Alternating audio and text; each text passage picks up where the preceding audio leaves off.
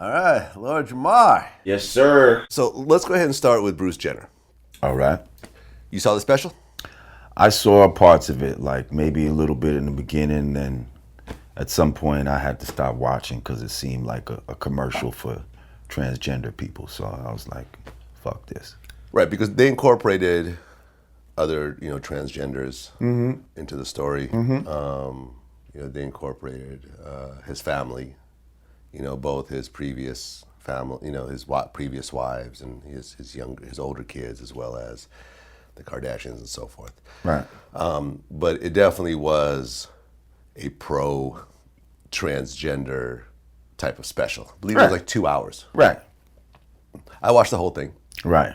See, I wasn't going to sit for that much reprogramming of my mind. You know what I mean? What was your overall take of it? My overall take is that this is all ridiculous, basically. Like the fact that this is big news. The fact that this would even be the first thing that you asked me right now. It was big news. When we have earthquakes in Nepal and, riots in Baltimore and shit like that. But this motherfucker deciding to come out because he feels like he's a woman.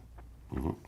And he's felt this way for, a long time, says he. Decades. That this is somehow big news. Mm-hmm. Okay, let's talk about feelings for a minute. Feelings are something that come from outside stimuli. If I slowly turn the temperature down in this room, you're going to get cold. When I turn it up, you're going to get hot. Now, in your mind, when I turn the temperature down, you might get the bright idea, let me put on a sweater. Do you think that was really your idea, or did I influence that idea by the temperature, the environment that I put you in? Now, some people are going to get colder before other people. Some people are going to go for that sweater before another person because you're cold to me and you could be different. So you may now, heat goes up. Now you want to take your clothes off. Mm-hmm. You feel that these ideas were organic to you. I came up with the idea that I wanted to take my clothes off because I've always felt hot since I was a little kid. People who feel that they are a certain gender and all that type of, they may feel that. They very well may feel that way. But why do you feel that way? They try to act like it's something organic to them, and that I'm special, and because they almost use it as if they're special.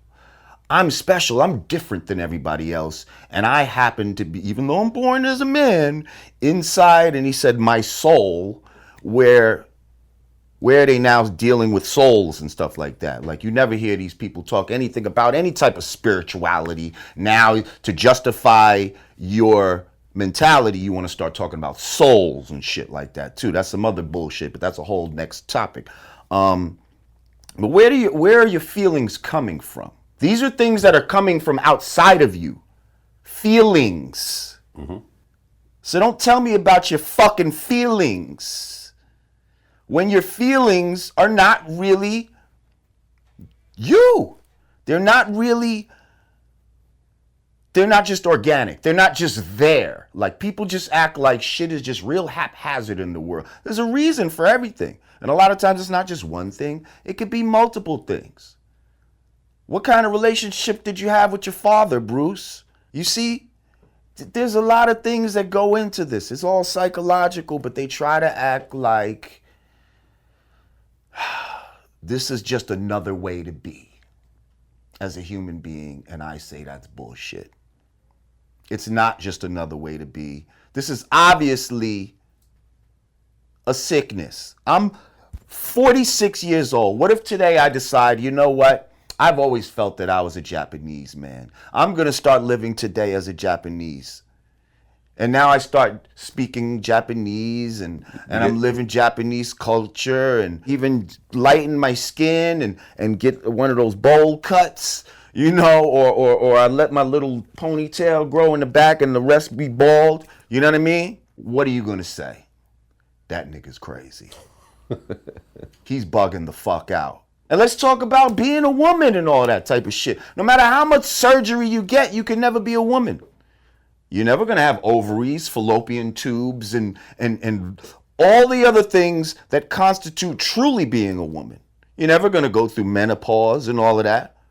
Mm-hmm. You're cosmetically trying to make yourself look like something because you feel like this, but you're never going to actually be that. The interesting part in the interview was that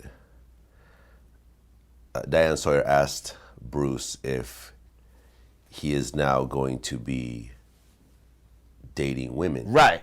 No, he still wants women. He still wants women. So you did all of this to be a lesbian. One, he said he's not a lesbian. If you still fuck with women, you're a lesbian, right? But see, you're not a lesbian. You see, you can't have it both ways. You can't have your fucking cake and eat it too. Like, come on, man. But see, that's what girls like to do. Girls like to have their cake and eat it too. But sorry, Bruce, you're not a girl. Well, because what he said in the interview was that his appearance and his sexuality are two separate things. So he still enjoys sex with women. He likes, you know, raising children and so forth. But he feels that he's a woman. Yeah, and I told you about feelings. It's ridiculous. Well, he got his Adam's apple, I guess, shaved down. That was the first thing that kind of triggered, you know, people really starting to realize that, okay, he's really going through with this. You know, he said he thought of killing himself when, I guess, a paparazzi had caught him outside of the doctor's office after he, I guess, was either had the surgery done or was about to get the surgery done.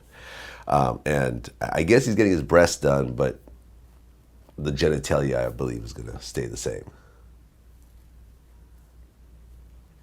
And you think you're a woman. One of the interesting parts that I got from this was that the Kardashian family was allegedly very supportive of him. I bet. You know, Kim spoke, you know, all his kids and Kim all spoke out against him, all spoke out for him.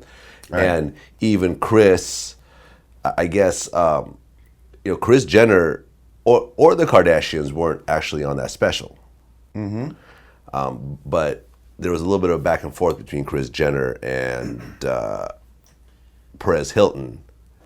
I guess Perez was criticizing Kris for not being supportive, and she was like, basically like, fuck you, I'm watching the special right here with him right now. But the one thing that he did say in the interview was that Kris divorced him, essentially, once he came out to her and said that this is what he's going to do. So you would think that if Kris and the Kardashians were that supportive, he would still be part of the family. Well, I'm sure he is a part of the family. He's just not. Well, but she just wants some new dick. Well, I mean, she don't want no dick that got a dress on. Well, what I'm saying is if there was a genuine acceptance of this person, then you would keep that person, you would stay married and continue to live with that person. I think she was about to be out anyway, regardless if he did this or not. You think so? Yeah, she's looking at all that young black dick that her fucking daughters is getting, and she's like, I want some of that dick. I want some of that black dick like my daughters. They doing the right thing. Bruce, damn. Wish I would have fucked. Yeah, now that was perfect right on time. Like, you know what? I wanted some black dick anyway. Thank you. Let's just get a divorce and just be cool with each other. That way I can get some of that good young black dick like my daughters like. See, if this was something he was doing in private and all of that, it's like, shit, I support you.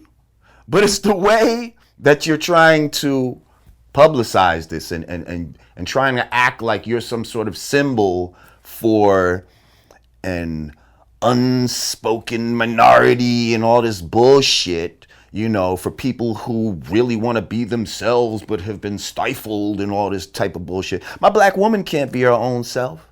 She can't fucking wear her own hair out here into the workplace. She has to take the silhouette of a white woman in order to be successful. Really? The black woman, hell yeah. What do you think weave is all about? But not all black women wear weaves. But a lot of them do. Because that's the stereotype. That's what they're telling you. You can't be comfortable truly being yourself. Well, but even the black man. But from what I understand, even black women historically in Africa wore their hair, in braids and different types of styles. But it still was so natural. forth. It still was their hair. And I see what you're saying. Still African styles. Okay, they weren't taking European and Asian hair. It's not, and trying to use the silhouette. You even got black women out here that with the blonde weave. Your hair's not blonde. Why are you doing that? Because psychologically, your mind is fucked up. And you don't want to be yourself. But they want you to feel bad for these transgender motherfuckers who so-called can't be their own selves, even though their own selves is really a fucking man. Charlemagne was here the other day, and he said that the one issue he had with Bruce Jenner was what we talked about in terms of not fully, having your cake and eating it too. Because, for example, you take a Sydney Star, right? You know who that is? Heard him. Sydney Star remember the girl who allegedly, I heard him. With the whole Chingy thing and so forth, came out and said she was lying about it. But she actually fully committed to the operation, everything. Removed the penis, vagina, breasts, facial surgery to make herself look more like a woman and so forth. Still not a woman. But, he said he respects that a lot more than a Bruce Jenner that who's half-in it. You half-assing it. I'm a woman, I got breasts, long hair, but I still got my penis and I still want to have sex with women. Right. It's sort of like, because she, I remember in an interview she said that she is not interested in gay men at all. She's only interested in straight men, which is interesting. Mm-hmm. You could say, well, they're not really straight if they're, but from her point of view, she only wants men who are interested in women, not men who are interested in men. He believes that he's a woman so much that he wants straight men because he don't even believe that he's gay. Right. See, it's all in the mind, man. It's all in the mind. It's all in the mind. Last week I interviewed Antoine Dodson. Okay. Do you know who that is? Yeah, that's the dude that used to be gay. Hide your wife, hide your kids. Wife. Yeah. They're raping everybody. Right. Here's an interesting little tidbit about Antoine Dodson. You know that they took that interview and turned it into a song called the Bed Intruder song? Yeah, I saw it. That song went platinum. Right, I know. That actually became a song that was like, charting on iTunes, right? The song, it did go gold, and that was a couple of years back, but I had received the Platinum Record Award in the mail last year because it had went platinum. So I'm like, wow, this song went platinum on an accident. Imagine what I could do on purpose. And that's why I started going into the studio, writing my upcoming album. It comes out at the end of the summer, and it's called On Purpose. So you got some paper out of that, which is crazy. Like, you was just doing an interview, in a news interview, and somehow you pioneered. And see, that's kind of the beauty of the internet too. Like, people pioneer shit out of nothing into something. The beauty of the internet, and I was just talking to Edgar about this, one of my employees about this the other day, was that now the people, for the first time ever, decide what's celebrity and what's popular. You don't have a small number of gatekeepers called media outlets deciding, well, we're going to promote this, but not promote this. So whatever is popular, now the media outlets have to chase that, as opposed to the other way around. Well, I still think it's both. It's a little of both. It's still, you still got motherfuckers out here who's trying to dictate what you should like and what you should think and all of that. But the thing about the internet is, Vlad TV included. Right. But the thing about the internet is certain shit organically pops up that nobody expected it to do any kind of thing or whatever, and that's when the people's voice kind of comes into play. But there's always going to be motherfuckers out there who think they're manipulating your view and your perception of something and all of that. Certain voices are always going to be louder than others. Right. So this brings me to my point of this conversation. Antoine Dodson was never bisexual. He was gay. Mm-hmm. At one point in time, he decided not to be gay anymore. Mm-hmm. He got a girlfriend. Mm-hmm. They're now raising a son together. Mm-hmm. I guess the son was actually there during the interview. Mm-hmm. And he says that he's no longer a gay man. He is now a straight man. So we got into this whole conversation. I first realized that I was gay like in first or second grade. I was looking at other boys in school rather than looking at the girls. And, you know, after a while it kind of suppressed.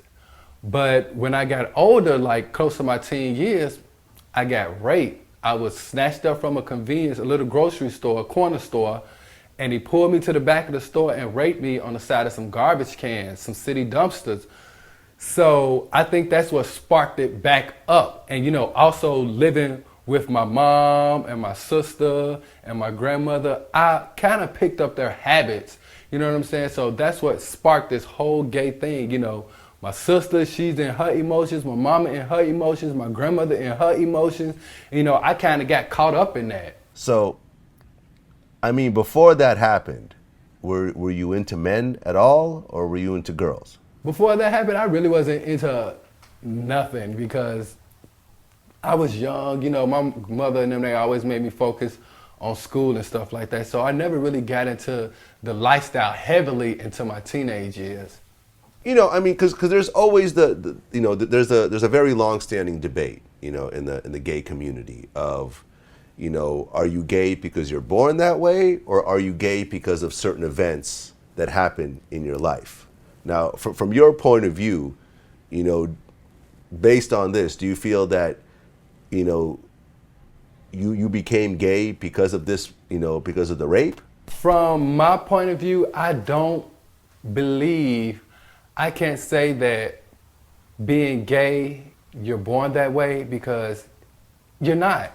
That was a choice for me and I may have been born into it, but I was not born gay. And meaning that I had already had sisters around me. So growing up with a whole bunch of females, that already triggered like, oh yeah, he's gonna have some of these women ways, some of these girl ways, which I did. And even today, I'm still got feminine ways, you know what I'm saying? But I still handle mine as a man. So to that question, no, you're not born that way. That's just a choice to celebrate sexuality. This goes to the heart of the argument of, you know, the gay platform will never actually accept that type of thinking, because to them, you are born gay, you have no choice in the matter, and you should be treated no differently than someone that is born Chinese or born black or born whatever.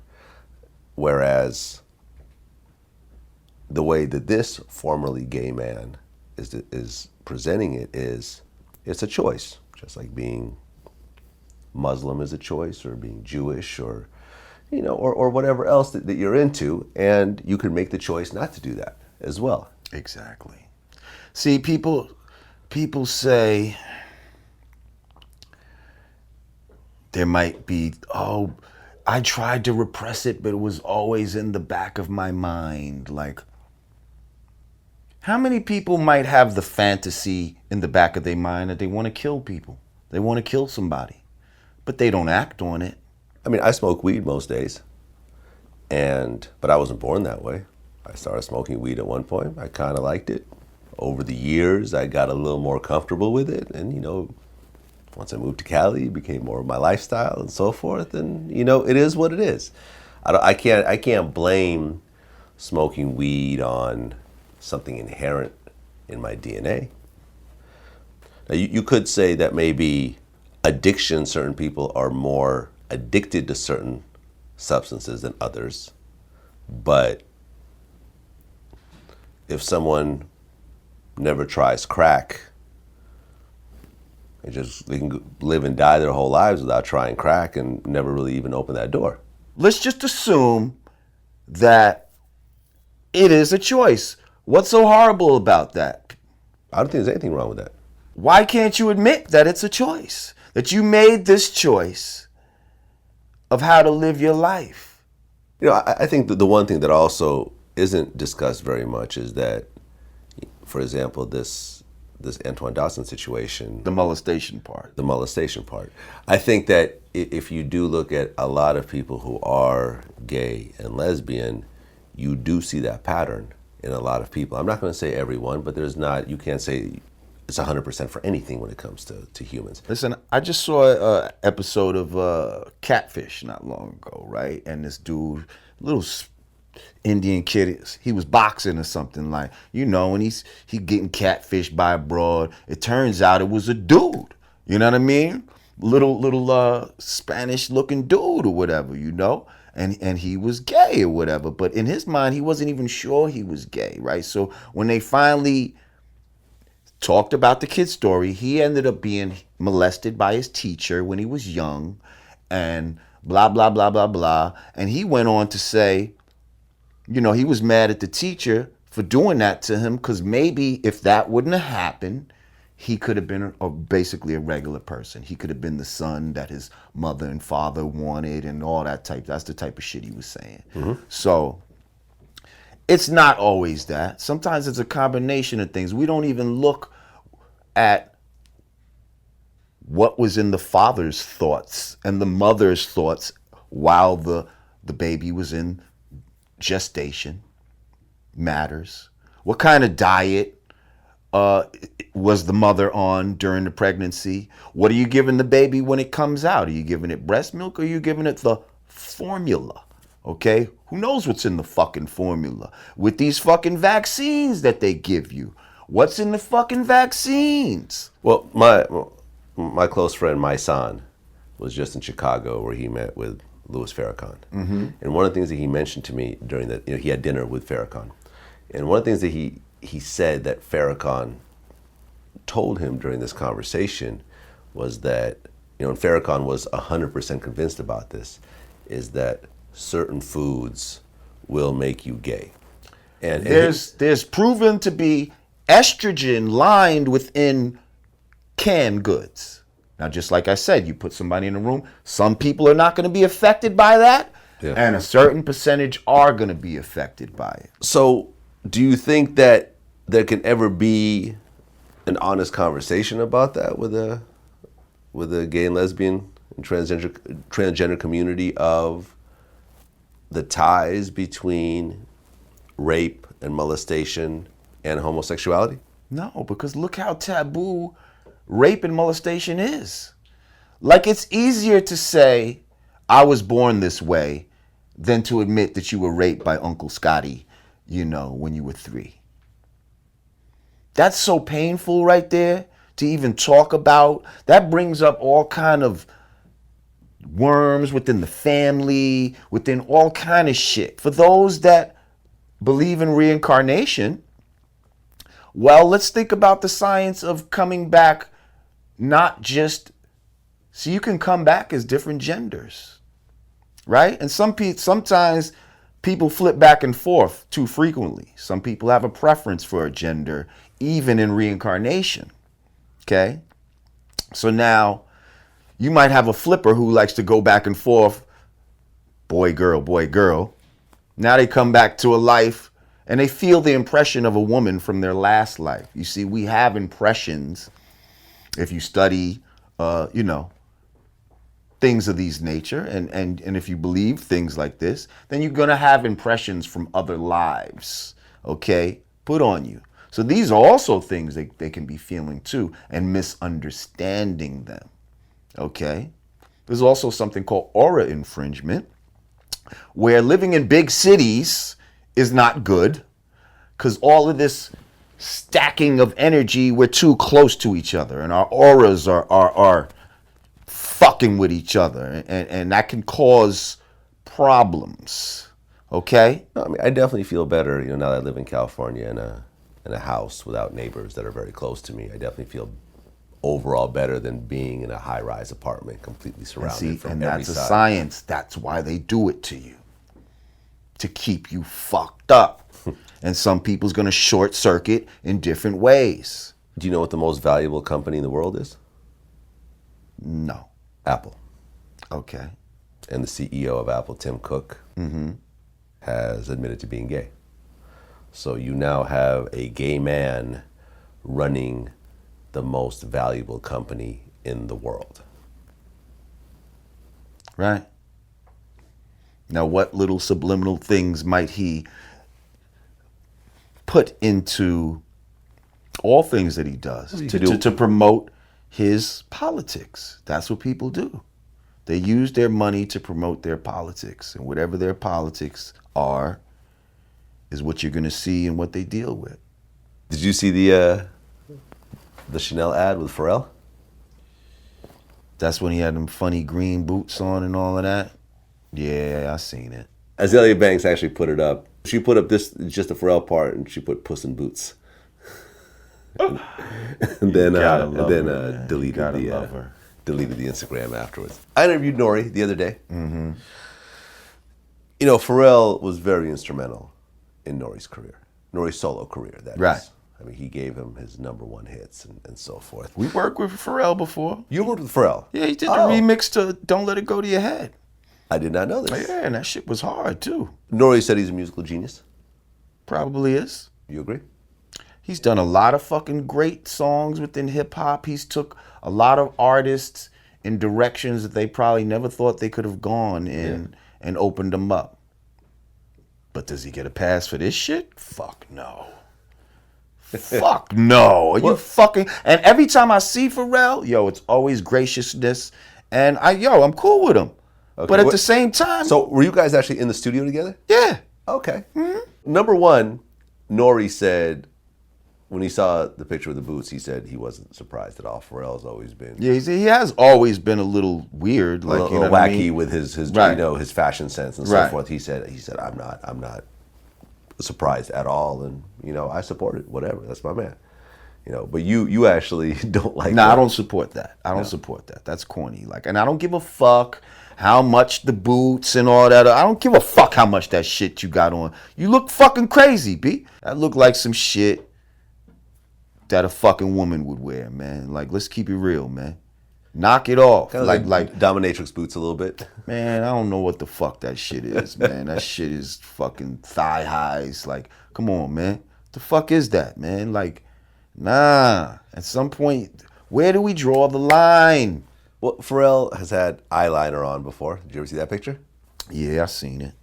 And then, there's of course, there's the big hats, and I guess the theater usher outfit at one point. Yeah, the big hats, I'll let you go with that. The Buffalo gals, I get it. You know what I mean? But then the fucking, all that monkey suit, the organ grinder shit, because that's the shit they used to do back in the days. A monkey would be dressed just like that. He climbs up the fucking, the buildings, and he does dances and gets money from the fucking people, and then comes down and gives it to the organ grinder downstairs. So you have a problem with that? Overall? All that imagery, see? Again, it's about psychological imagery. It's about putting certain images in our mind and emblazoning there. Do you think Pharrell is gay? I don't know about that. He's married. Does he have That kids? don't mean nothing, though. I know it don't mean nothing, but... I don't know. I don't get that, He's eclectic. He's just, on some other shit. Wherever he grew up at, he was exposed to more white boy shit, all the skateboarding. He was real early cutting edge on that shit. Chad I think is Filipino, his partner in the Neptunes. Right. You see, just that fact alone, hooking up with somebody, that was weird in its own self. And then when they started doing the nerd shit, that was some other shit right there. That was some rockish hip hop fusion. Yeah. Black, white boy, biker, all of that shit. Skateboard shit. So I'm not going to say that he's gay, and then I'm not going to say that when you look at shit like this, you don't know. Did they get to him? When I'm telling you, when you get to a certain tier of money, it's like and they start inviting you to these exclusive parties, trust me, I know some crazy shit's going on in there. And I have not been invited, and I don't want to be invited. I don't want to be invited. I don't want to see none of that shit. You know what I mean? Did you hear about what happened on the news? The shooting in Texas? Yeah. Okay. Well, first of all, before we get into that, you're 5%, right? Mm-hmm. We've discussed this before, but just remind me a little bit. What is the overlap between 5% and being a Muslim? There is some overlap, right? Well, we don't call ourselves Muslims, first of all, unless you take it as the Mu Salam. Mu means one, Salam means peace, one of peace. Well, I am one of peace, but we're not Muslims in no traditional Orthodox sense. We see ourselves as God, and a lot of Muslims would look at that as blasphemous almost, you know. Do you study the Quran? I don't study it. I mean, I've read it. I've read through it, but I don't. It's not a daily book that I read, and it's not like that we study that as our basis of how our foundation of how we live our lives and all that. But there's jewels in there, and it's a valuable book, just like a lot of holy books. Absolutely. Do you recognize the Prophet Muhammad? I mean, I feel he was one of the people sent here to teach the people something at a certain time. Okay. And I recognize that, yes. Okay, so we know about the situation that happened in Paris when the newspaper put out a cartoon ridiculing the Prophet Muhammad. Right. Gunmen came in, killed a bunch of people. They were ultimately killed by the police. Right. Mm-hmm. So a woman who believes in free speech had a contest in, I believe, Garland, Texas. Right. And put up a $10,000 prize to the person who could create the best Prophet Muhammad cartoon. Knowing damn well that you're not supposed to make any illustrations, according to the Muslims, of the Prophet Muhammad. Well, certain people believe that. Certain parts of the Muslim community feel that way. Muslims don't believe. The entire Muslim community does not feel that way. From what I understood, true Muslims, you go in their house, they don't have a bunch of paintings and images and stuff on the wall and all of that type of stuff. Well, you know, for example, my barber, Yusuf, is a Muslim. Mm-hmm. He grew up in Morocco. Right, but there's many different types of Muslims as well. But he's a devout Muslim. He prays every day. His family is Muslim and so forth. Mm-hmm. And I, for example, asked him about this particular situation. His answer was he does not agree with it because he said that the Prophet Muhammad would not have had someone killed for creating an image of him. Right. He said, furthermore, Muhammad's grandfather was not even religious, did not even believe in God at all. And Muhammad never spoke ill of him and accepted him for what he was. And right. He says that that Muslim, being a Muslim is a religion of peace. One of peace. And does not, and there is no supporting of killing people. Right. But there's a certain segment of the Muslim population, a radicalized,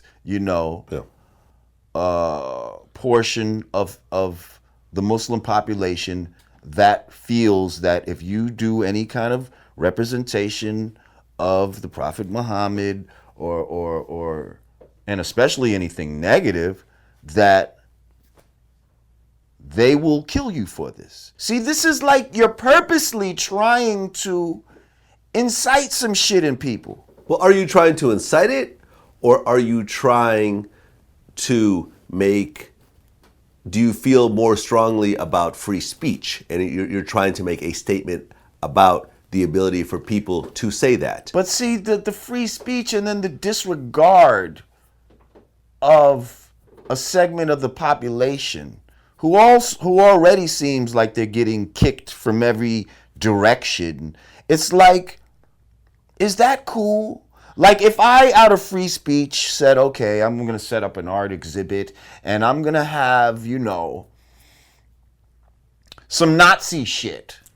Okay, where we have like, we're showing ovens and we're showing Jewish people going into the showers and all of this and type of shit. And I'm paying you to, wouldn't there be a big segment of the Jewish population that would be furious about that? And some of them would act the same way?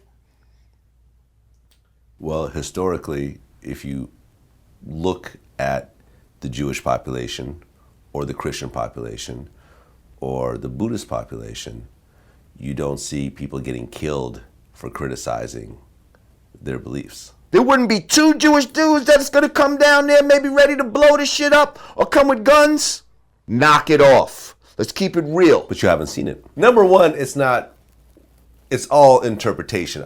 I'm not sure because I haven't read the Quran like that, but I don't think that there is an actual statement in the Quran that says, if you create a picture criticizing Muhammad, you have to be killed.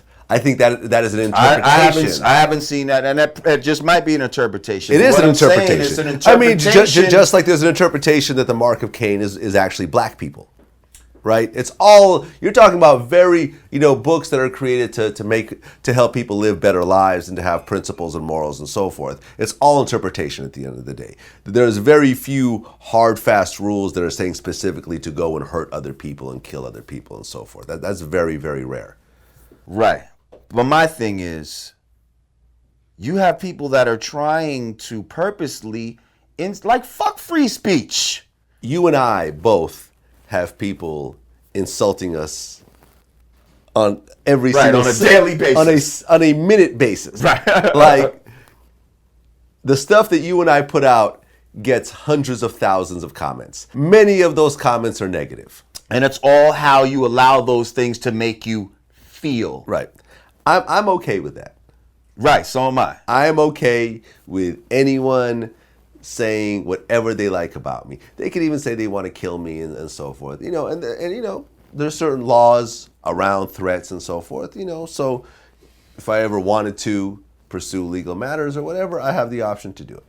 But at the end of the day, I kind of don't care. And whoever wants to say anything about me, about my family, about my race, about my religion, whatever, you could go ahead. I don't have to always watch it. I could always block you if I want to. Right. But that's not going to stop that person from saying it on some other outlet. And I honestly believe that all those people should be allowed to say what they want. Right. But that's an American concept. Right. You see? And you can't just take your outlook and apply it to everybody else in the world and say, because that's egotistical. The fact, and that's what's got us fucked up now. Like, Europeans have gone around the fucking world and tried to impose their worldview on the rest of the world. And that's some bullshit. There's a segment of the world that says, whether you agree with it or not, you fuck with Muhammad, we're going to kill you. Right. One of the things that me and my barber discussed this morning was he said that he doesn't think it's as much of a Muslim thing, but more of an Arab thing. He said that culturally in Arab countries, especially places like Yemen, you insult a man, he doesn't call the police. He goes and handles that. A woman cheats on a man in Yemen, he will go and kill that woman. That's just how the culture is raised. This is how fathers treat raise their sons and so forth. So when you talk about certain events, you have to look at the origin of the person and how they were raised, and you can't always say, well, you can't always compare it to that of an American, and you can't always look at just the religion. You have to look at the culture behind the religion. Mm-hmm. So that's what I'm saying. So we're not doing that. We're just sitting here as Americans, when they've been pumping this freedom of speech shit in your mind, since you was a kid. See, how come the transgender and the homosexuals, when they have feelings, it's okay? But now when somebody else has strong feelings about something, now that's a problem. The feelings is not the problem, it's the murder that's a problem. That's what people are having problems with. Now, if a But whole there's a lot hold of on. people that murder over feelings. I mean, if a whole bunch of Muslims came to Garland, Texas, and started to protest and try to shut down the event, in a peaceful manner, I don't think anyone would really care all that much. I don't think that there would be an outrage or whatever else. I think that's perfectly fine. But when they show up with body armor and assault rifles, shoot the security guard and essentially try to kill everyone in there. I mean, that was obviously that was the intent. They ended up getting killed by armed police who were ready for that situation this time around. Yeah, because they were expecting some shit like that, They were because they expecting some shit knew like that, yeah. they were causing some shit by doing that. This is what I'm telling you. Like, But in America, you are allowed to do that. I hear you, but at the same time, that doesn't make it cool. There's got to be respect levels drawn, man. Like, what's the purpose? Like, why to purposely incite some shit in a people so that you could try to make them all look bad when a couple of motherfuckers show up on some shit because you knew you was pushing buttons? I don't think that it was designed to make all Muslims look bad. You think so? Yeah. Really? I'm saying when this type of shit happens, that's the design. You see, you do some shit to agitate it, then when a couple of motherfuckers who might be on some bullshit actually come and do what you're trying to agitate, now that helps to make all Muslims look bad. I think if you're somewhat uneducated and don't really think about the situation, you could see that. I think that if you are educated and think about it, you say, well, we can't let two people allow you to make a statement about millions of other people. I mean, I've watched Bill Maher, and I'm a fan of his show too, but at times he be on some bullshit. Yeah. He has this outlook on Muslims that he feels the majority of Muslims believe that people should be killed, like you said, when I mean, that's I've known a lot when of a Muslims. picture of Muhammad is defaced or anything. He believes that the majority of Muslims around the world believe in killing and things of that nature, right, from certain things that are said in the Quran. And that's ridiculous. That's his point of view. I don't agree with it. But he's an educated man, though. You just said someone who's not educated. He seems pretty educated on a lot of stuff. Fair enough. I think it's a sad situation. I think that it makes Muslims as a whole look bad. Right. I think that when someone like my barber, who, to my knowledge, has never hurt anybody, is really just trying to live a good life and raise his family, he sees this type of shit and just goes like, I mean, I think it's no different than, when you see a black person acting stupid, or do something ignorant, you probably, I mean, like I remember. I remember there was an old Chris Rock special. It was, and I remember I was talking to my girlfriend at the time about this, and she actually agreed with it. He said that the difference between how white people watch the news and black people watch the news is that when a story comes up and something crazy happens in a story and they're starting the story off. He's like, the white guy goes, I bet you it's a black guy. See, I told you. Right. Whereas the black guy watches going, please don't let it be a black guy. Please. Oh, damn it.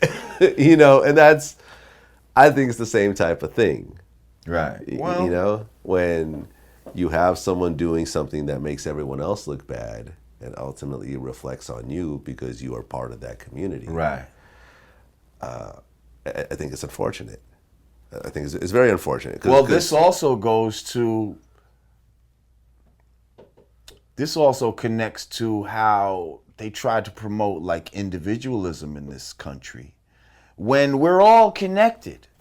You see? Yeah. Like what you do, and it doesn't have to be something as extreme as murder, but what you do actually affects other people around you and people in your community. Right. People are not, humans themselves are social creatures. It is extremely rare to find a human being living in the forest by him or herself raising vegetables and, you know, living by themselves. It's weird. Like, you know, that was how the Unabomber was able to get away with what he was doing for so long. He was off the grid, living off by himself somewhere. And even he had to go into the city every so often to pick up a few things here and there. But it's very much an oddity for a human being raised in whatever fashion, in whatever country, race, be solitary. whatever, to be solitary. Right. It's just not. So why is this promotion of individualism been drilled in our heads since we were little kids? Because they're trying to disconnect us from each other. When really we are connected. Yeah.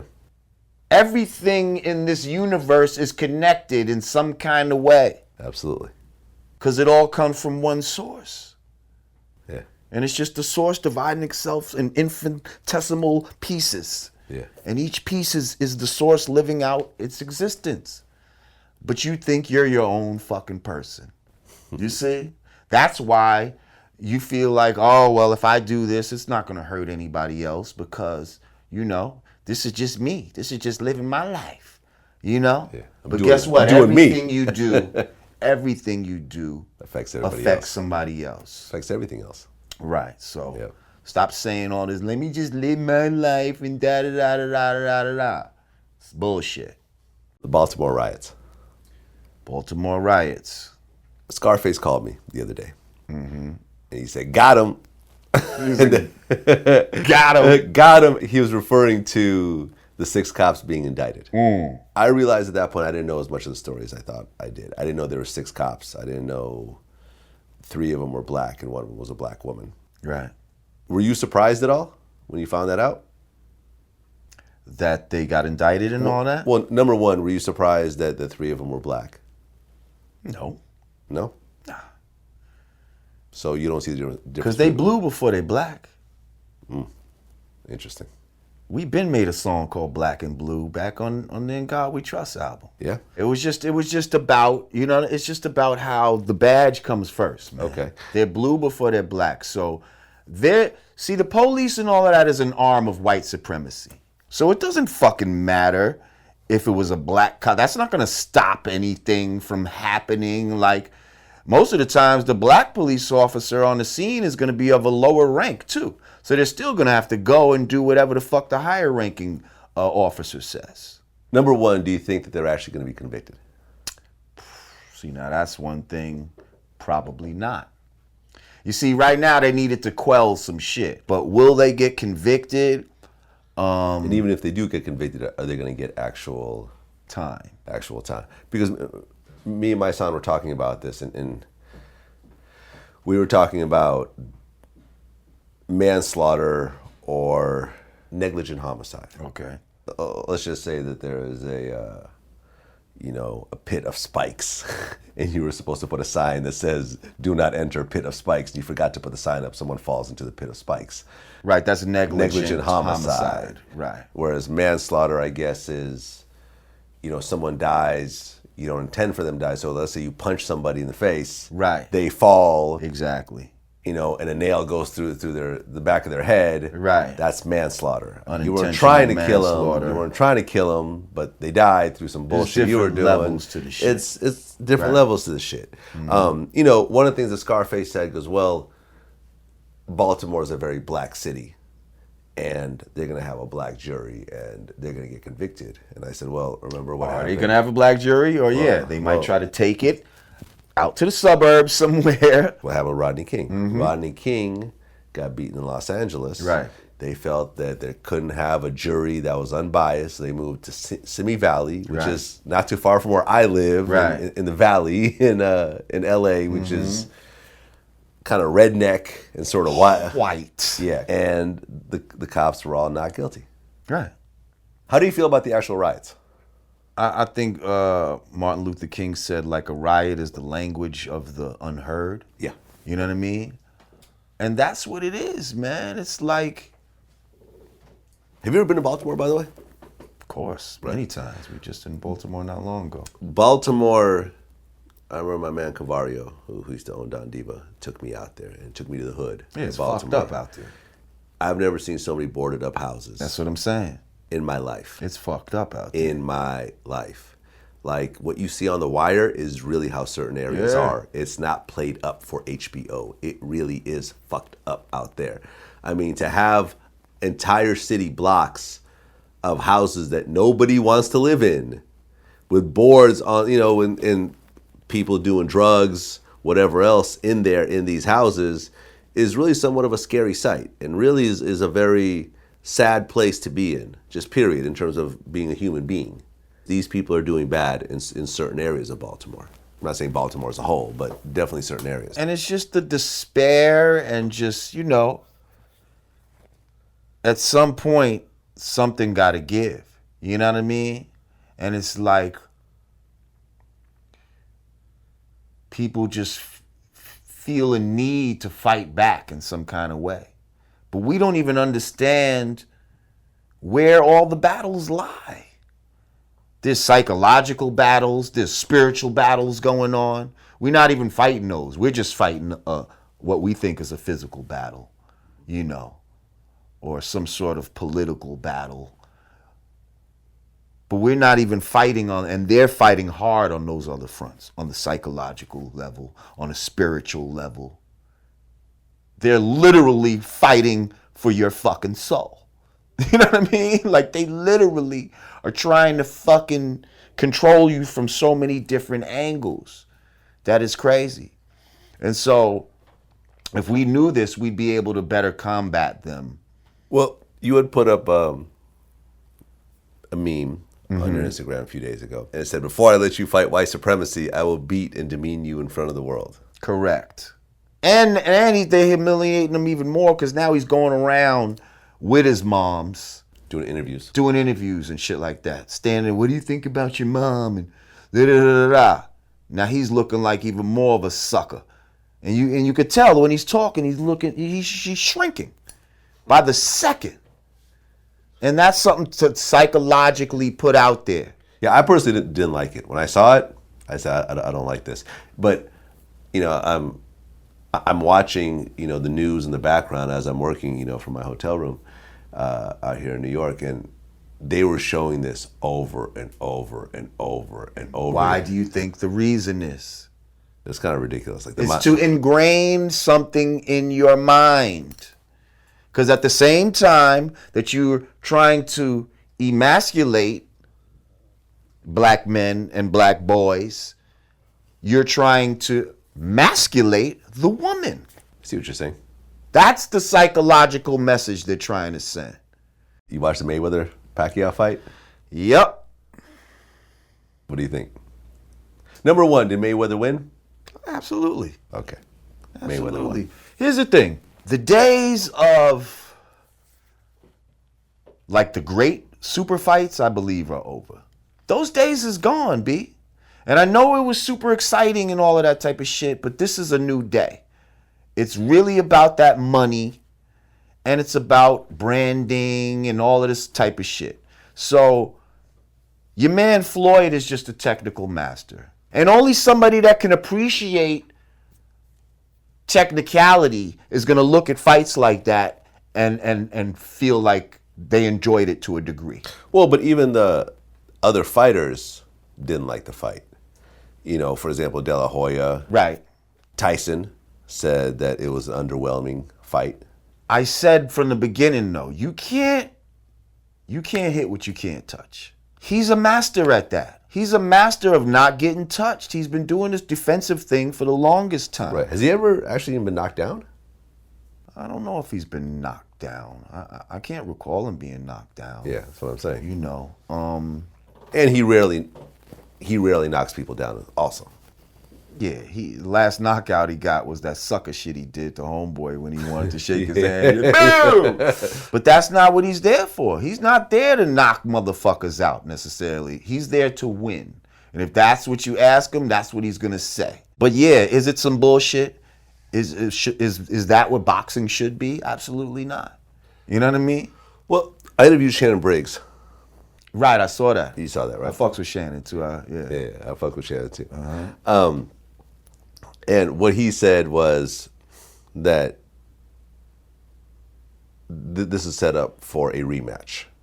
Ain't nobody want to And, see this again. well, you know, there's a rematch. They're going to make another $100 million. But what Floyd actually announced after the fight was that he was giving up all his belts, and his next fight, which is the final fight on his contract, will not be a championship match. So it will not be Manny Pacquiao, guaranteed. Right. Granted, you don't know what's going to happen in the future or whatever else, but you know they're saying that he might fight Danny Garcia or someone that's kind of lower down in the totem pole, and then that's it. He's out. Okay. I kind of believe it. Okay. It sounds about right. Right. You know, he's going to go out with a 49-0 record if he wins. But that's the same as Marciano, right? Why don't he fucking go 50 and beat it? Rocky Marciano won 50? No, he did 49, so he'd be tied with Marciano. Ooh. So if he wants to say he's the greatest. Right. And that's what they're saying. Why is he stopping at 49? Why don't he just do 50? 50. Yeah. Mayweather's how old? 38. 38. Yeah. He's getting up there in age yeah. for a fighter. For a fighter. Even though he's still damn quick. He's damn quick and so that, but all it takes, I mean, it ain't like Pacquiao's a slouch. Nah. At all. But you run into that wrong fist, and then it's, Manny, are you okay? You know, the memes. No, my Oh my God. If Mayweather gets knocked out, the memes will be on another level. That's because everybody would have been waiting for that. Like, everybody's secretly waiting for the time when this loudmouth black man finally falls from grace. Right. That's what the fuck, you know, and that's what a lot of people was hoping they were going to see the other night, and he didn't let it happen. He said, fuck that, motherfuckers. I'm going to do what I got to do to win. And he won. To win, and he won. We've done a lot of interviews here. Mm-hmm. And I was always thinking that we were never going to beat our first interview, which was the Kanye skirt interview. Right. How did you feel when Kanye rocked the skirt? Not good. Yeah. I mean, it's like, that's not hip hop to me. You understand what I'm saying? That really has no place in hip hop. The interview with you and Star debating over Eminem being the king of hip hop has gotten 348,000 views and has roughly 5,500 comments. Wow. You fuck with Eminem? King of hip hop. So why do you feel that Eminem is the king of hip hop? Lyrically, the execution, his knowledge of the craft, his respect for the craft, and I think over the years, you know, he has shown a certain type of dedication and loyalty. And it's not just about sales, because if we're looking at sales, and we could say fucking Vanilla Ice is, you know, one of the top 10 greatest of all time, and we know that's bullshit. But I think Vanilla, you know, Eminem has shown the craft a lot of respect, and I think that he pays homage a lot, and I think that he's still spitting that hard shit, you know, in 2015. So what? See, the comments part to me is always the more impressive. Like, how much you can get people to talk, you know.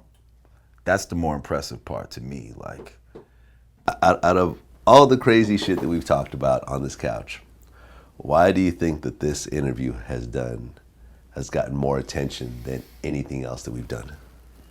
Well, because it strikes a nerve in white hip hop. It strikes a nerve in, you know, people who look at Eminem as their savior and as their fucking idol or whatever the case may be. And there's a lot of them. We live in white America where white people outnumber us in this country. Mm-hmm. So those numbers are going to reflect. Like, those numbers are going to reflect. Again, this is But there's been a lot of white rappers before Eminem. But not to his level of... They weren't as good as him. See, he was the one, like, he was the holy grail. Like, yeah, there was white rappers before him, but there was always something lacking a little bit. Something about them that wasn't going to take them over wherever they were at the time. I mean, Beastie Boys have done very well. Yeah, but they were no Eminem, and they were a group, and they weren't as lyrical as an Eminem. True. You know what I mean? So I think it was the fact that Eminem was truly lyrical that made white people say, okay, now we have somebody we could push out to the forefront that actually has the lyrical side of it. And although he does do the jokey shit, man, he does got a couple of songs that's more serious than some of our past white rappers too. And he's dealing with a more serious type of, you know, the person that put him on comes NWA and all of that type of shit. Like that's part of that. He's part of that family tree. Yeah, more of a serious family tree or whatever. So right. I mean, and he's done songs like White America. Right. Have you heard that song? Yeah, I heard it. Where he addresses. Right. I mean, you know, he calls himself, you know, he's comparing himself to Elvis. Listen, I don't think Eminem would be mad about nothing I have to say. Yeah. I actually got a picture where he's wearing a Grand Poobah t-shirt. Oh, really? Oh, yeah. Listen. I never said fuck Eminem or anything like that. I say fuck the pedestal that he's put on by motherfuckers. That's what I have a problem with. I always said I think he's talented. Do I think he's the best MC? No. Is he in my top 20? No. So he's not in your top 20? Fuck no. Top 50? I have to think about it. I have to really go through that motherfucking list in my mind. But hell no, he's not in my top 20. Who would you say that Eminem is better than? Who do I think he's better than? Yeah. Known rapper. A lot of rappers. Okay, so name some rappers that everybody knows that Eminem is better than. Young Thug. Rich Homie Quan. J. Cole? Nah, I wouldn't go that far. So you would say J. Cole's better than Eminem? Yep, in my mind. Because J. Cole talks about shit that I couldn't relate to more. And he's more creative. Yeah, Kendrick's better than Eminem to me. I already know the answer when it comes to like Biggie, Jay-Z, Fuck no. Tupac, Fuck no. Fuck Nas. no. Fuck no. Kanye? Yes, he is. Eminem is better than Kanye lyrically and all that. Because Kanye don't write all this shit. Kanye got writers and shit like that. But as far as being a musical producer and all of that, you know, and is looking at the big picture, then yeah, Kanye is the better overall artist. But lyrically, as a rapper, Eminem is better than Kanye. Does the skirt thing have anything to do with your decision? Absolutely not. Lil Wayne. No. Lil Wayne is better than Eminem. Yes. Snoop.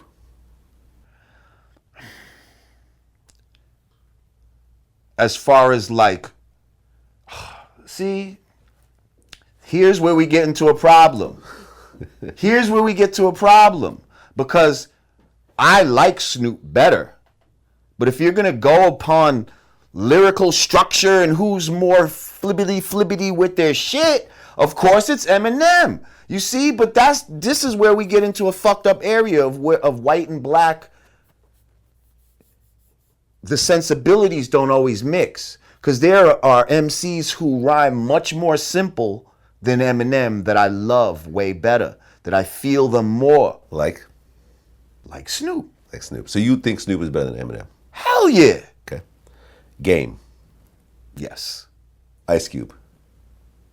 Yeah. Drake. Yeah, because I like more Drake songs than I like of Eminem shit. 50 Cent. Yeah. Yeah. Andre 3000. Yeah. Busta Rhymes. Yeah. Common. Yeah. LL Cool J. On some all-time shit? Yes. T.I. I mean, T.I. is nice. I feel him more than B. Lauryn Hill. Okay. Nicki Minaj. Yeah. You think Nicki Minaj is better? I think Eminem's better than Nicki. Oh, Eminem is better than Nicki Minaj. Right. Why? Nicki Minaj is lyrical?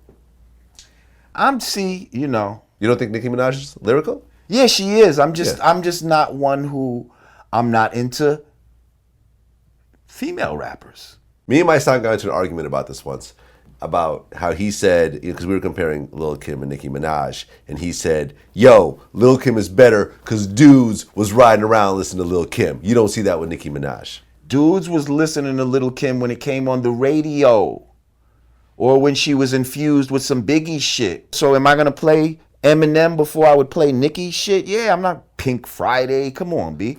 I would rather listen to, some crazy drug shit than Barbie dolls and shit. Ludacris. Yo, Ludacris is very slept on in this hip hop game. Yeah, he's better than Eminem. Redman. Fuck yeah. Ice-T. Ice-T, it's like Ice-T's my man. You know what I mean? Is he more lyrical than Eminem? No, but he's more... See, that's just the OG, man. Like, have I felt what he said more than the shit that Eminem has said? Yes. Do I feel him more as a person? Yes. But, of course, and I think Ice-T would say that Eminem was more lyrical or whatever than him. But at the same time, that's not always the criteria. 2 Chainz. Yo, he's not more lyrical than... Again, see, that's another person I feel rhymes very simple, but I just feel his shit more. Like, I liked his shit when it came out. So, I like him better than Eminem. Sorry. A$AP Rocky. A$AP Rocky... Honestly, I haven't heard a whole lot of their shit. But I don't know. I don't know on that one. I gotta hear more shit. The bad bitches, that's a fucking problem. That was a good one. You know what I mean? That was a good one. Probably, yeah. All right, we'll leave it at that. Give me a whole list of white MCs. And Eminem is at the top. Yeah. And I fucks with R.A.'s my man. I know about niggas like Vinnie Paz and I fucks with them. I like them a lot. You know what I mean? But lyrically, Eminem's probably the nicest. Mac Miller. Beastie Boys, of course. Third Base. Eminem's the nicest. The nicest out of that whole bunch. Yeah. Even though I really do like R.A. and Vinnie Paz a lot. Okay? Especially Vinnie Paz. He be talking some Islamic shit in it. You know what I mean? Mm-hmm. And they just say shit that I could feel more. Uh-oh. Am I putting them maybe above Eminem? I don't know. Are you gonna hold on. Are you going to put Vinnie Paz above Eminem? Because based on this criteria that you gave all the black rappers. Right, I know. I kind of feel Vinnie Paz more than Eminem, to be honest. Fuck it, let's put him up there. So, I don't give a fuck. Because you know why? Even the beats and all that type of shit that Vinnie Paz and those type of rappers fuck with, you know what I mean? It's just more some shit that I would fuck with. So, fuck it, yeah, maybe I was wrong. Maybe he is not. But at the same time, I could see how lyrically a lot of those guys look up to Eminem. So that kind of would make him... You see? What about Royce the 5'9"? Is he better than Eminem? Yeah. Hell yeah, he probably. Yeah, he's better than Eminem. He just don't. I don't think he would say that. Of course, he can't say that. He can't say that. But yeah, he's better than Eminem. Oh, okay. You know what? Let me just say this, so that all these faggots will get off my dick and know that I keep it real. Lyrically, Eminem's probably better than me. Okay? When it comes to putting words together, yeah, he's better than me. What about Grand Puba? Hell no. Because, Eminem was wearing that Grand Puba shirt for a reason. Exactly. Because he's trying to tell you something. Psychologically, I look up to this MC. Right. Because this is one of the greatest. Right. Exactly. He might not could even... And Grand Puba was fairly simple in his delivery, but what he would say... so clever, though. That's what I'm saying. It's the wittiness and the cleverness and... Right. it's almost like subtle genius. Like there'll be shit that you're not trying to overtly be so lyrical, but it's still lyrical. You see, even Sadat, like we all got it, but it's like Sadat got some crazy shit too, man. Like especially back in the day, like. But yeah, I'm just gonna say, like, I'm a more straightforward type of rapper. You know what I mean? I'm straightforward. I'm not trying to impress you with my style per se. I'm trying to say what I want to say and how I want to say it. Yeah. You know what I mean?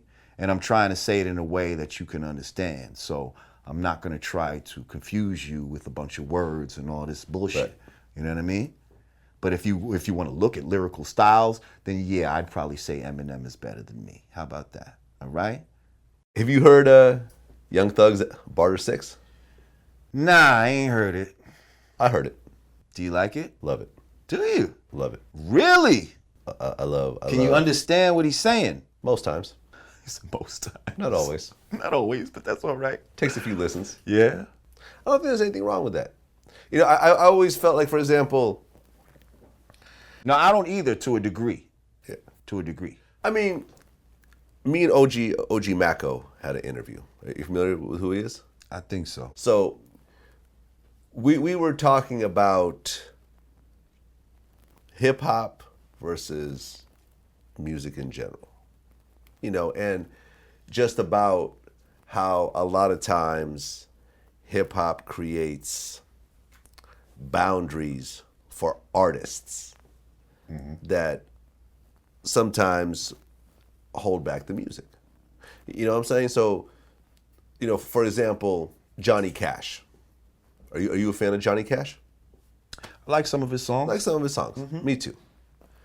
No one ever pushed down on John. You know, you never hear Johnny Cash fans questioning whether he killed people or not, even though he had lots of songs about killing people and robbing banks. Watched and him die. Yeah, that type of stuff. You know, a lot of times, you know, artists in other genres are allowed to talk about things that they personally didn't do. You know, tell stories. It's like art. It's art, like a movie. You know, whereas, you know, you can't say you shot someone in a song and you didn't shoot someone. They'll expose you. You know, Right. you know, I mean, this type of thing. And, you know, with Young Thug, I think artistically he's very dope. You know, I actually wasn't a fan of Young Thug until I heard the album. Okay. And I said, like the way he harmonizes and the way he's like, his voice is like an instrument. You see what I'm saying? You know, and what I said actually in an interview with Charlemagne that I know everyone's gonna jump on my head over is, as a whole project, I like Young Thug's album better than any entire Lil Wayne album that I've heard. Now, Lil Wayne has certain songs that I like better than Young Thug. You know, I mean, I thought like Lollipop was an incredible song. You know what I mean? And, you know, Lil Wayne has other songs that I think are incredible that are better than certain Young Thug songs. Right, but as a whole project, I could sit there and listen to Barter 6 all the way through and really enjoy it. Whereas with Lil Wayne, I got to fast forward, you know, usually half the songs. I'm just not feeling them. What did you think, number one, about him originally calling his album The Carter 6? It was a good publicity move. I just thought, like, okay, he's rolling with Birdman now. And I was actually more disappointed in Birdman than Young Thug, because that's supposed to be his manager. That's who he looks up to, like, as a father figure. I've heard some of these. I remember watching, I think it was on Complex, they're interviewing Young Thug at like Coachella or South by Southwest, and he was like, yeah, you know, I'm about to perform. I heard, you know, I hope Baby's coming. He said he's coming.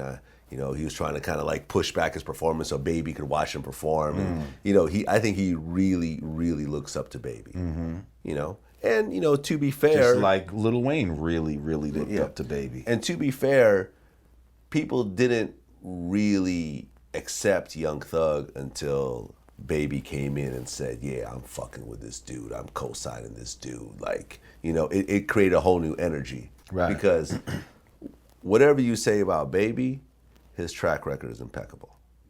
One of the greatest hip-hop track records in terms of putting on other artists of all time, second only, I think, to Jay-Z. Yeah. Trust me, I've been surprised by some of the artists that he's put his hands into. Yeah, You know. absolutely. You know, at times when you thought it was completely over for this guy.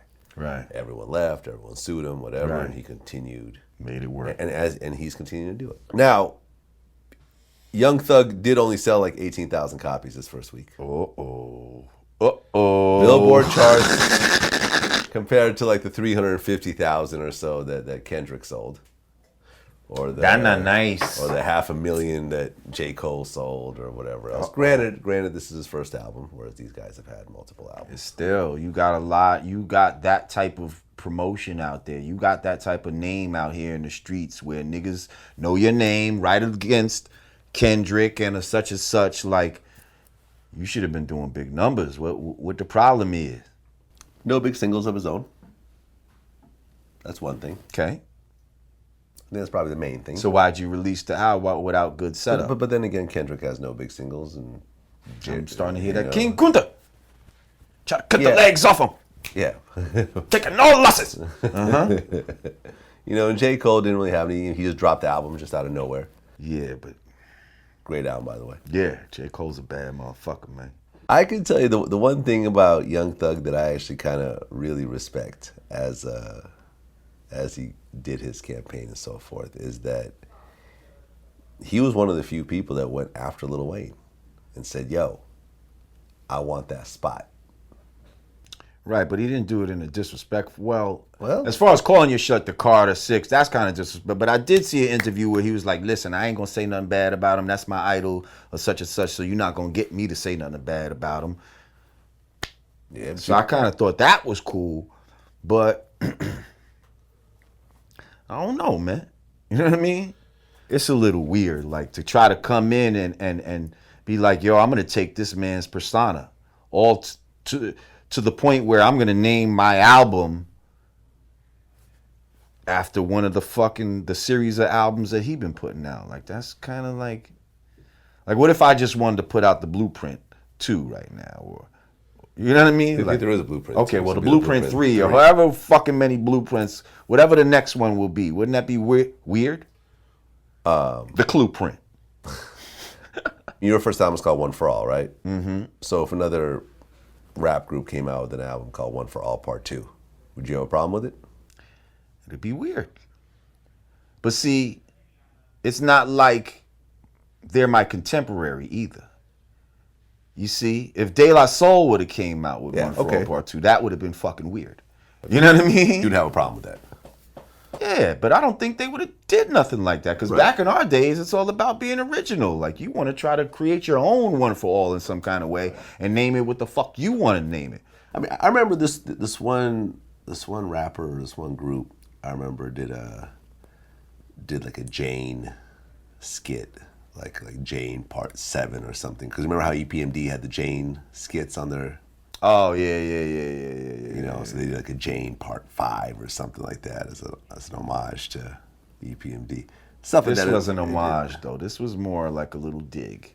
Matter of fact, I'm going to take your spot. Right. That's what it I'm seemed the like. Carter 6. And you know something? I'm the new Lil Wayne. I'm the new Lil Wayne. That's what I took it as. And you know something? That's some hip hop shit. It is. This has historically been happening since the beginning. But not this blatantly. Like, yes, there's been people that fucked up their spot and somebody came in with the same similar vibe. 50 Cent and Ja Rule. 50 Cent and Ja Rule. I would even go as far as to say, like, when Tupac was gone, people like DMX and Master P. and Ja Rule even kind of came in at Ja that Rule. time. Call himself Thug. Yeah, I mean, because I remember talking to my man in the Bay Area. Jay-Z, Biggie spot. Biggie spot, yeah. I mean, my man said how, like, you know, Master P became successful because when Tupac was gone, he was that thug rapper. Like, he called, you know, the thug name started to come up a lot more and more, and he kind of, you know, I mean, ultimately it's art, so it's all interpretation. Right. It's not an A or B. It's an interpretation type of thing. But I mean, I remember when K Slay and Clue were beefing, and K Slay said, "If you're trying to come up in hip hop, you will get there faster going after a dude that's already bigger than you."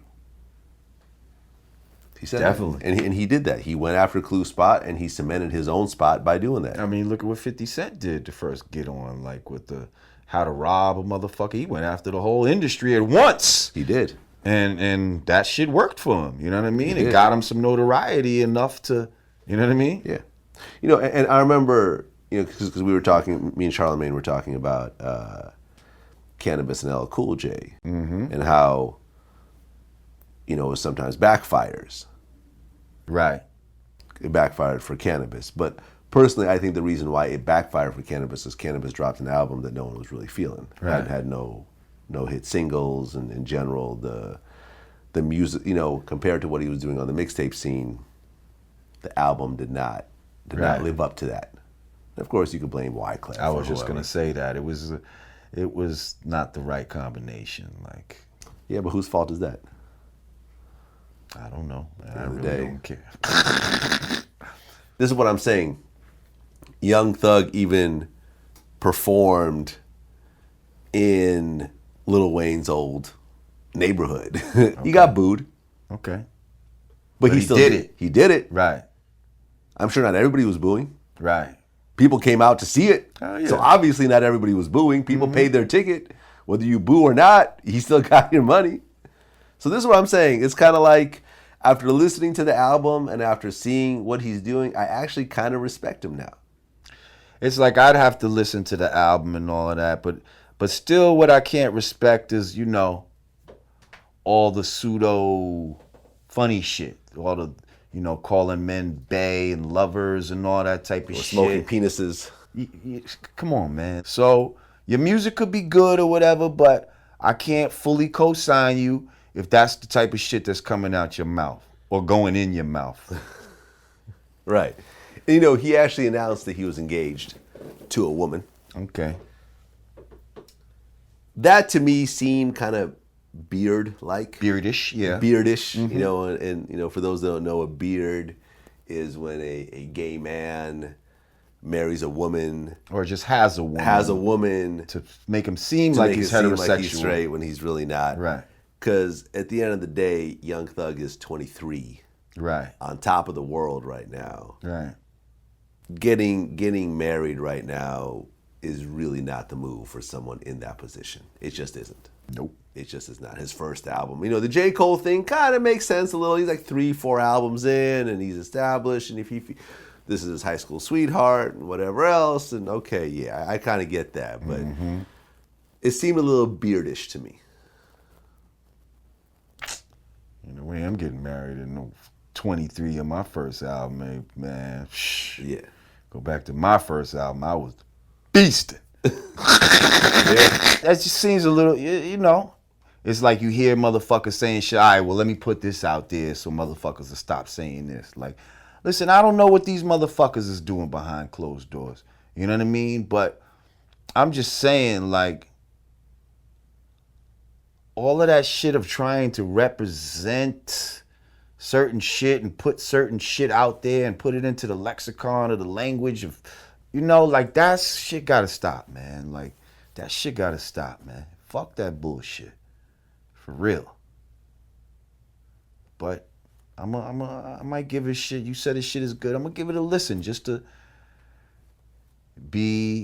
know what's going on out here. You know what I mean? I was hearing that the Young Thug was trying to approach him after the show and stuff like that. That they was trying to roll up on him. You know, because Lil Wayne was speaking out against Young Thug. I'm not sure exactly what happened. I'm just looking at people tweeting about it. And, you know, Young Thug is a blood. And, you know, I've talked to other gangsters about this, and they're like, no, he really about that shit. You know what I mean? He's not just playing it up for no reason. Like, he really about that. So it's, you know, you got this kind of interesting type of dichotomy with this guy where, you know, he's wearing a dress, and one moment, the next one, he's throwing around red rags and, you know, talking about blood shit and so forth. I just don't know where they do that at. You see what I'm saying? I don't know where they do that at. Oh, there's no gay gangsters out there? Nah, I'm not saying that, but niggas that's wearing dresses and shit like that, like, man, It's just some crazy shit, man. See, all that wearing dresses and shit, I think that comes with being a rapper, and now that you got a certain amount of money and a certain celebrity, niggas is letting you get away with certain shit. But before you was known as Young Thug and all that, was you like up in the bando with wearing a motherfucking dress? Have you always been doing that, or did you just started doing it now? These are some of the answers, things that need to be answered. Because I can almost guarantee you they ain't been doing that shit. Because how the fuck niggas would even let you down with the set in the first place? You show up to the set, yo, in a dress. Yo, I want to get down with y'all niggas. Get the fuck out of here. You know what I mean? Yeah. Put some real shit on and come back, nigga. Matter of fact, now that you came around here like that, don't even come back around here. That's what the fuck niggas would have said, man. You know, my man Turk, he was suing Cash Money for unpaid royalties, and he took him to court, and he's one long list of people that have taken Cash Money to court. Right. And apparently they didn't show up. They didn't answer the summons. So they'll automatically make a judgment against you. There was a default. The judge granted them a default judgment. Of? Well, we don't know yet. Okay. You know, you grant the judgment, and then later on, the judge will go through all the paperwork, and he will decide what the judgment is. When it comes to a standard civil lawsuit, the jury decides what the amount is. Okay. But since there's essentially a no contest situation, there is no jury, so the judge will decide what the amount is based on what it is. So he'll I'm get going to put a number of about, he probably owed a little more, about 5 million, 10 million. I think it was like 1.3 million. Okay, well, the judge might just give, first of all, you know, they don't like when you don't show up like that. Like, you know what I mean? Right. So, oh, you don't want to show up? Okay, well, we're going to give him the full thing that he's asking for. Like, you know what I mean? But now whether it gets paid or not. Oh, it'll get paid. Okay, well, then he Well, should. because, I mean, the thing about lawsuits, when you sue someone who actually has money, Right. They has legal money, Right. is very simple to Yeah, collect. yeah. Because here's what happens. I mean, you try to sue a dope boy, you'll never get your money. Right. But when you sue someone who has an established cash flow, Yeah, you could always and has garnish some shit. publishing deals, record sales, endorsements, whatever. Get to their else. money before they can get Right, to that's it. all it is. All you do is contact all the, whoever their publishing deal is, Universal Records, and say, okay, we have this judgment, so the next 1.3 million Goes you to pay us. to them will just go to us. And you are legally required to do that, or else you're going to have a legal problem. And these corporations don't give a fuck about one other thousand. So yeah, that's good. Let him get his money, man. He need to get that. Like, if you know, everybody should be paid for the work that they do. Yeah. You know what I mean? Like, it's only right. It's only fair. Have you always been paid for all the record sales that you had, or do you feel that you got jerked?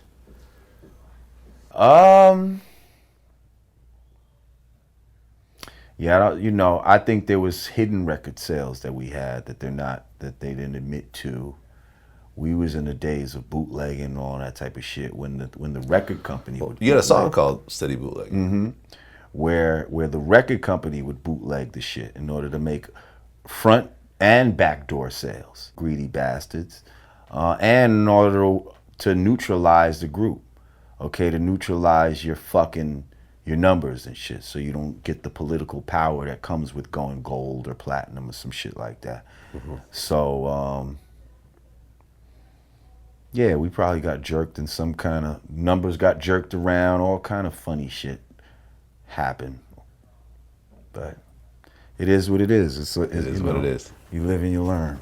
We good. We still living. You know what I mean? Tyga recently got Kylie's name tattooed on his elbow.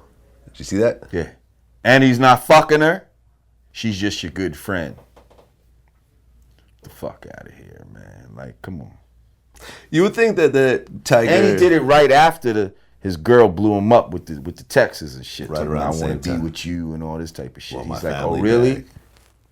Kylie, bitch. You would think that Tyga would learn his lesson about tattooing relationships on himself, because at one point I think he had a Cash Money tattoo A word? on him, which he had to cover up because he doesn't want to be associated with Cash Money anymore. Right.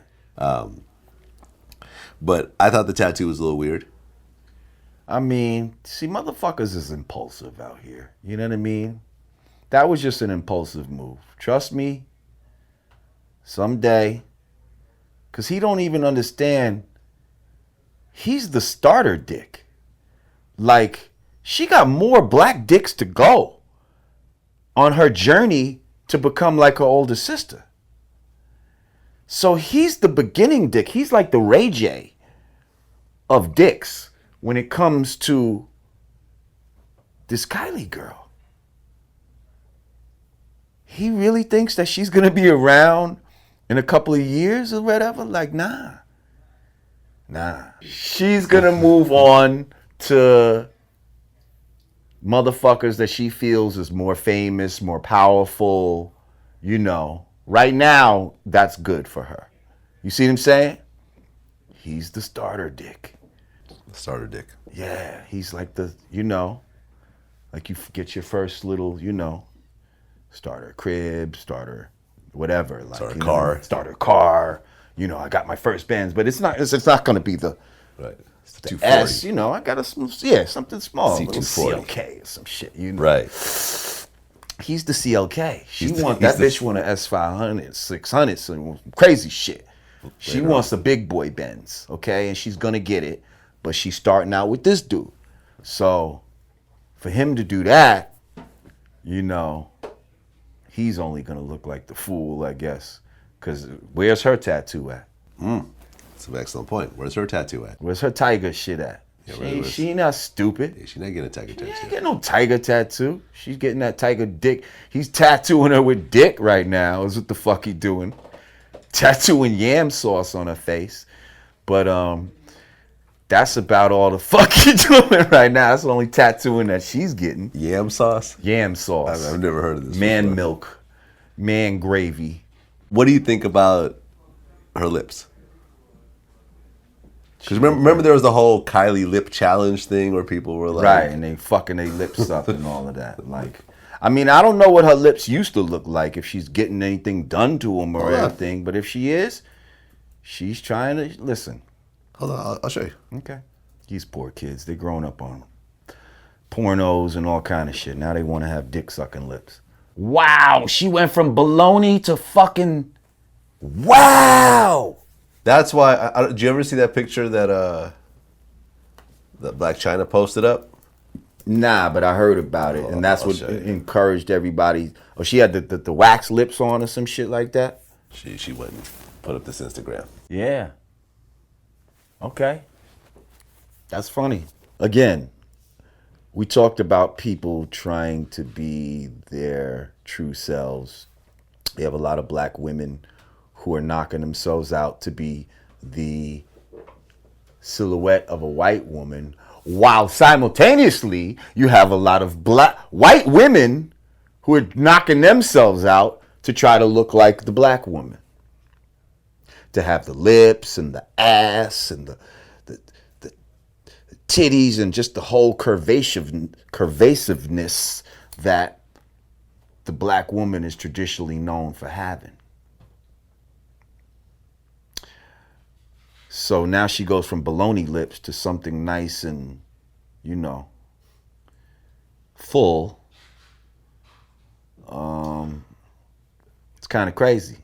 Do you ever think that other races will try to emulate, will try to emulate black women's noses? Do you ever see operations? No, where because they don't women- think that's cool. Not right now. Not right now. Well, it could happen. See where I'm going with this? I do see where you're going with that, and it's possible. It's possible. Where you have a woman with They a small, actually wants to widen thin her nose. will go and get a wider nose. So that she can look black for real, for real. I mean, you already have women tanning. You already have women getting lips. I mean, if you would have told me, think about it, if we had this conversation 20 years ago saying, hey, because think about it like this. I remember watching a Rudy Ray Moore movie, right? One of the old blaxploitation films. Dolomite. Dolomite, exactly.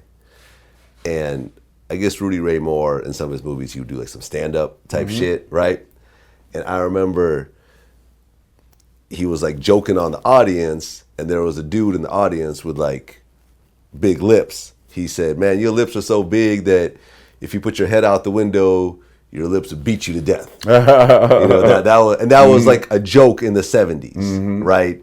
You know, obviously this is very non-PC to do that right now. Right. But back then, black people would be made fun of for having big lips. You could still do it. A black person could do it to another black person. It's when somebody else tries to chime in that's the fucking problem. Well, right. But what I'm saying is that back then, you did not see other races trying to have bigger lips. You know, it was not considered attractive back then to have big lips. Mm-hmm. You know what I mean? Or anything black besides your vocal stylings. Yeah, there you go. Anything physical was not cool. Until maybe the 60s when you started seeing some white boys with afros. Yeah. That was the beginning of what you're talking about now. But this is what I'm saying. You look at back then, no one was trying to get big lips. Fast forward to 2015. Right. It's a thing. Right. A 17-year-old white girl is plumping her lips up. Right. Big asses were not, you know, like for example, when you looked at the major black female stars of the 60s and 70s, they didn't have big asses. Because they were trying to look like white women. As time went on, bigger asses started becoming a thing, and the bigger the better. And you know what I mean? That type of thing. So what I'm saying is that you can't just look at what was happening before and say, no, people ain't gonna like that. In the future, wide noses may be a thing. It's possible. And women might start getting up, because you would get, I'm sure right now, I mean, I've never heard of this operation, but that doesn't mean it doesn't exist. I bet you right now, you could have an operation to take a thin, straight nose and make it wide. Mm-hmm. And get melanin injections and all kind of shit. Well, you don't even need melanin injections, you can just go tanning. Yeah, but you might want to make something that's more long lasting and more retains in your skin better. Like. You go to Asia, you go to Japan, and you see Japanese guys and girls that are getting their hair kind of kinky. Right. You know what I'm talking about? I mean, I've seen it. Yeah, I've seen it like with dreads and all that type of shit before. There you go. Dreadlocks is another thing. But then at one time, you know, during World War II, they was getting surgery to open their eyes up to make them look more American. Yeah. So they can come over here with a soldier and all that type of shit. And this is what I'm saying. You can't just say, well, people don't find that attractive right now, because you fast forward 50, 100 years, you don't know what the fuck people gonna find attractive. well, see, here's the thing. Here's the hypocrisy. There's a lot of things that people find attractive, but then still promote something else. See, there's a lot of white America, even those at the top, who actually have a fetish for things like that, who actually have a fetish for the way black women and that look and move and all that type of shit, but they have to promote some other shit. You understand what I'm saying? In order to keep making money or whatever the fuck they're doing, whatever the case may be, like, they can secretly feel one way about one thing and promote something that's totally different. So, I mean, America has been in love with black people for a long time and in different ways. Like, there used to be a woman back in the days, something hot and tot, they used to call her. She had a really big ass. Look it up. And Oh, is it the one that they put in a cage? And yeah, exactly. Right. But that's where, back then, remember the women used to wear the corsets and all the boosting and it made their ass look all big. They were trying to look like that lady. Really? Yeah, but only they were doing it with skirts that had metal frames and shit under the fucking skirts. Those fucking corsets and all that type of shit they used to wear back in the days. Look the shit up. So it's all a fucking cycle. Like, you know what I mean? Like, we've been here before. Maybe not to the extreme of the lips and all that type of shit. Not to the extent of actually modifying your body. Right. See, but they modified the clothing at that time. Now they're modifying the body. And yeah, it could, who knows, somebody could have already did what you're talking about with the nose and all that. I wouldn't doubt it, matter of fact. Nelly recently announced that he's leaving Universal Republic and he's working on a country album. You heard about this? Something vaguely, yeah. Because he had success with that country song. Mm-hmm. And from what I understand, I remember I was talking to Charlamagne about this. He performed at the Country Music Awards, whatever that's called, and they were showing him love. Mm-hmm. So he's gonna go where he's getting love at right now. Like, no hip hop don't want no Nelly songs right now. Is that what it is? Yeah, basically. Like, Nelly was one of those artists. He just came in at the right time with the right look and the right sound, but it wasn't necessarily, it was hip hop, but it wasn't hip hop. It's kind of sing-songy. It was sing-songy, but the beats and all of that, like, is what made it, it was some party shit, but it's not like you'd ever think of Nelly as an MC per se, like somebody that would spit some shit. Like, go ahead, you spit a rhyme right now, Nelly. Like, what's he gonna say in the cypher? I came home alone and then the phone. That's not, that's cool, it sounds good, but that's not necessarily rhyming to me. Like, you know what I mean? And so, yeah, I don't know. It was the Neptune factor with it, and Hot in Here was a huge song. That was my shit. That used to be crazy. I love that song. And especially in the clubs. Yeah, crazy. They telling the girl, I don't want to you to see they planting seeds in their mind. I want to take my clothes off. Yeah. Let him go into the house of country music and see if he's a guest. See if he come in there and try to do whatever the fuck he want to do, and if they're not going to show him, oh, no. There's some protocol that goes to this. If you want to do this country shit, it goes like this. So you think Nelly would be a guest in the House of Country Music? Motherfucking right he would be. I mean, well, you have Darius Rucker, who's massively successful guest doing country. But I think people ultimately, it's that black guy who does country. That's how I think he's viewed in the country music community. Just let a motherfucker, even that dude Keith Urban, right? Isn't he from Australia or something? I think so, yeah. Right. But listen how he sings, right? He sings like a country motherfucker. Imagine Nelly or Darius Rucker like try to sing a country song like in a ghetto type of way. Like, imagine he try to sing it like,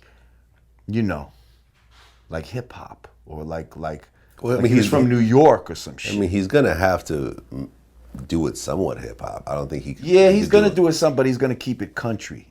Well, what's interesting about this situation is that Nelly is not the first rapper who went on to do country music.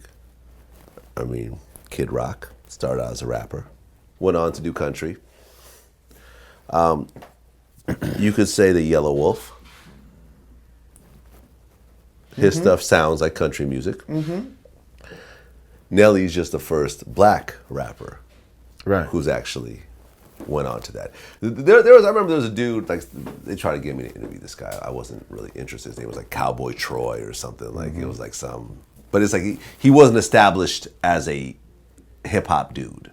He just was a black dude doing country, which really just wasn't really all that interesting to me. So I just never really bothered. But, Nelly was extremely successful. I think he's sold tens of millions of albums. That went on to do country. So I'm interested to see what happens. I think he'll probably do good at it. But is it anything that we're going to listen to? No. Right. Because he had that one song that's all in my head. Yeah. Like, pretty good song. It was cool. But again, he's going to you're going to have another audience.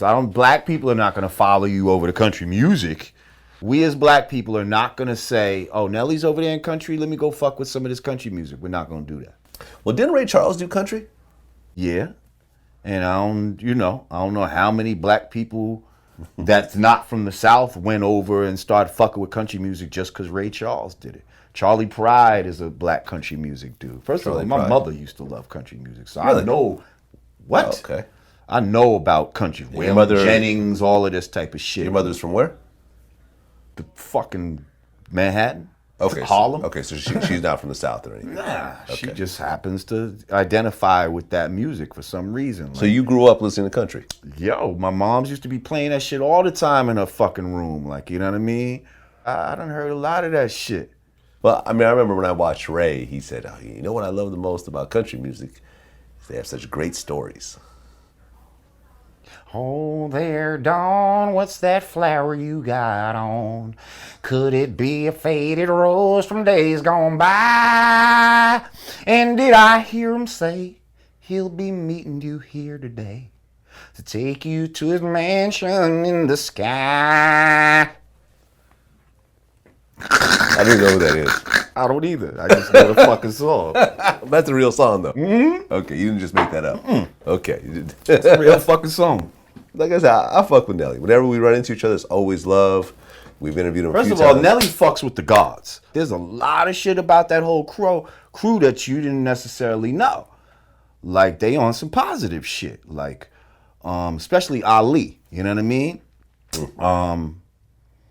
So, yeah, Nelly knows some shit, you know? I'm just saying, yeah, I hope he is successful at it. I hope he is successful at it. Let him get his door and do that. I mean, if he could recreate his career and go platinum with a country album, that'd be dope. And I bet you're going to see a lot of other people doing that. I mean, the climate, that's what I'm saying. The climate for him right now in hip-hop is not there. First of all, hip-hop doesn't even sell the amount of records that it used to, period. Yeah. But country is still popping. You know what I mean? Or like Christian music sells a lot. Taylor Swift is technically country. Right, but now she's kind of crossed over. Kind of crossed over, but still, but her And core why fan it's base so big. is country. That's why And this it's is so one of big. the biggest selling artists on the planet. Right. There was this really interesting special. You ever watch ESPN 30 for 30? Mm-hmm. Did you see the one about Nike and basketball sneakers? No. So essentially, Nike had a guy that they hired, and their goal was to, in college basketball, players can have shoe deals, right? It's illegal. It's illegal to pay players, period, in college basketball. So this guy said, I'm going to show you how you get all this, all the footage, because all these games are broadcast on TV. Mm-hmm. I'm going to show you how we're going to get all these players to wear Nike basketball shoes. Supply the whole team. Nope. They started putting the coaches on payroll. So now that's not illegal. That's not illegal. Right. So you essentially had Nike paying coaches more than the school was paying the coaches. So you'd have a Nike coach. Right. And to go along with having a Nike coach, they would have sneakers for the entire team. Right. Now, those players did not have to wear those sneakers. Right, but of course, they were new and they wanted to wear them. You're getting free sneakers as a kid. And the coach is subtly telling you, wear these sneakers. Right. They're going to help your game. Fuck these Reeboks and these Adidas and Converse or whatever. Converse. Back in the days, it was all about Converse. Right, but then, now Converse is owned by Nike, so. Really? I didn't know that. You know that? Nah. Yeah. Wow. And then it went on to once he kind of established all that, then he started going after the high school coaches. Right. And then the high school coaches became Nike coaches. And he had this massive network and so forth. And what had happened was, at one point, Nike fired him because some power struggle happened or whatever else. So he went on to Adidas, right? And he basically had LeBron, and this is when he started to focus on high school at this point. So he basically had this really close relationship with LeBron's mom.